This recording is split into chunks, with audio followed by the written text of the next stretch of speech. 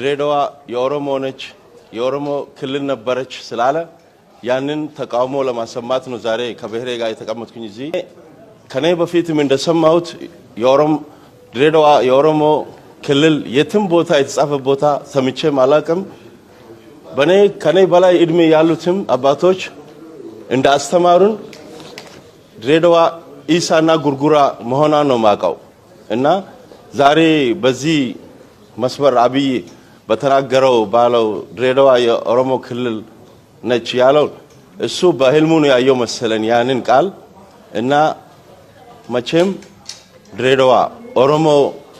ክልል ሆነ አታቀም በኦሮሞ ስር ተስተዳድራም አታቀም ከዚህ በፊትም በኢሳና ጉርጉራ ነው እስከዛሬ ድረስ የተስተዳደረችው ካሁን ከትግሬይ በኋላ ቲቢኤልኤፍ ከጀመሩት በኋላ እነሱን ለኦሮሞ ክብር ስላላቸው እነሱን ጠቀማቸውና 2 አመት ኦሮሞ 2 አመት ሶማሌ ስላሉት በዛ ሰበብ ነው ኦሮሞ የገቡት ድሬዳዋን ከዚህ በፊት ኦሮሞ ድሬዳዋ ላይ ወተትና እንቁላል ነው ይዘው የሚመጡት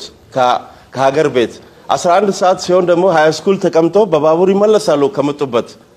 እኛ እንደዛ ነው ያደግነው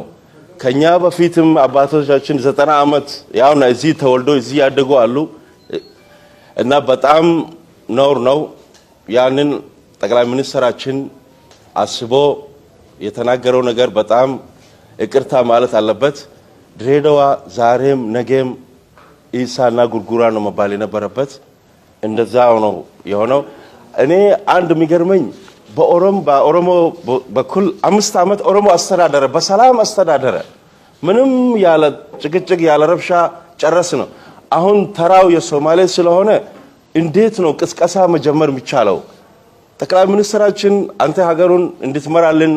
ሀገሩን እንድትጠብቅ ነው እኛ የምንፈልገው እንጂ ካንተ ጀምሮ ሀገሩን እንዲበጠበጥ ያ ጥሩ አይደለም እኛ የምንፈልገው 5 አመቱን ታግዘን በሰላም